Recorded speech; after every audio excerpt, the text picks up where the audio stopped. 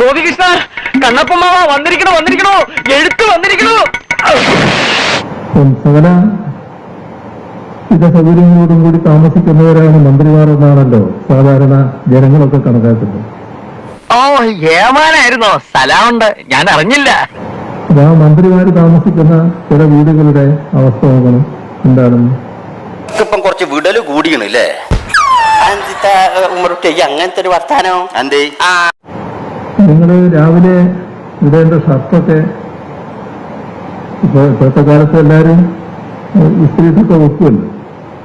അല്ല, എന്താ നിങ്ങളുടെ ഉദ്ദേശം? ശബ്ദം കനിപ്പിച്ച് എന്താ നിങ്ങളുടെ ഉദ്ദേശം? അങ്ങനെ വെച്ച് വിചാരിക്കുക, കുറച്ച് കഴിയുമ്പോണ്ടാവും അതിന്റെ നേരെ ഒരു വെള്ളം വരും.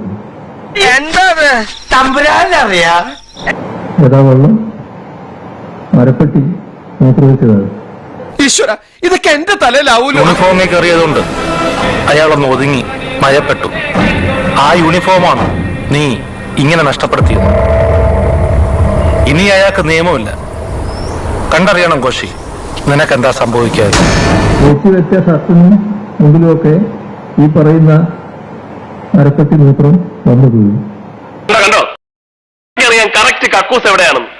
ഇനിയെങ്കിലും ഊരി കളയടേ. വേണ്ട വേണ്ട വേണ്ട, നിന്റെ ഈ പടക്കം പൊട്ടിക്കലുണ്ടല്ലോ, അത് എന്നോട് വേണ്ട. നിന്നെ എനിക്ക് അറിഞ്ഞുകൂടാ. ഓരോ ഉടായ്പായിട്ട് അറിയിക്കോളൂ.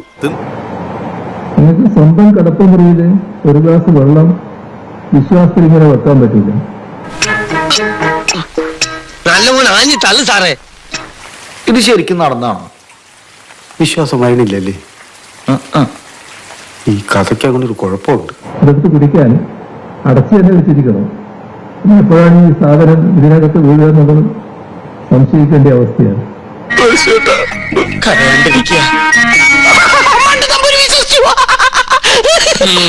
നിന്റെ അപ്പൻ വിശ്വസിച്ചു.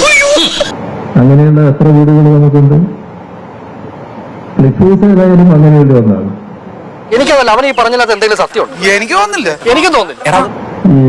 ഈ പറഞ്ഞത് വേറെ ഒന്നെങ്കിലും കേട്ട് അറിഞ്ഞതല്ല, എന്റെ അനുഭവത്തിലുള്ള കാര്യമാണ് പറയുന്നത്. പൊന്നോ കൊടുക്കത്താ. പിന്നെ നിന്റെ കഥ കേട്ടിട്ട് എനിക്ക് സഹതാപമൊക്കെ തോന്നുന്നുണ്ട്. ഇപ്പോ ഉരുളിയെന്ന് മദ്ദളത്തിനോട് പറയുന്നത് പോലെ ഈ തേച്ച് വെച്ച ഷർട്ടിനും മുമ്പിലുമൊക്കെ ഈ പറയുന്ന മരപ്പെട്ടി മൂത്രം വന്നു പോയി. അങ്ങനത്തെ അവസ്ഥ. ഇതാണ് സത്യം. വിശ്വസിക്കാൻ പറ്റുന്നവർക്ക് വിശ്വസിക്കാം. വിശ്വസിക്കാൻ സ്വല്പം ബുദ്ധിമുട്ടേ ഉണ്ട്. എത്രയോ കാലമായിട്ട് നിൽക്കുന്ന കെട്ടിടങ്ങള് നമ്മൾ അറ്റകുറ്റപ്പണിക്ക് ഭയപ്പെട്ട് നിൽക്കുകയാണ്. നമ്മൾ വേണ്ടത്ര മുൻഗണന പലപ്പോഴും കൊടുക്കുന്നില്ല എന്നാണ് അവസ്ഥ. ഇത് ഞങ്ങൾക്ക് വേറെ ഒരു മാർഗമല്ല ജീവിക്കാൻ. അതിന് നിങ്ങൾ സംഭാവന അഭ്യർത്ഥി സഹായി. അതുകൊണ്ട് നിങ്ങൾ സംഭാവന തന്ന് സഹായിക്കണം. ഇവിടെ താമസിക്കുന്നയാളുടെ ഇഷ്ടാനിഷ്ടങ്ങൾക്കനുസരിച്ചല്ല അവിടുത്തെ പ്രവർത്തനങ്ങൾ നടക്കേണ്ടത്. അപ്പോ ഞാനങ്ങോട്ട് ബൈ ബൈ.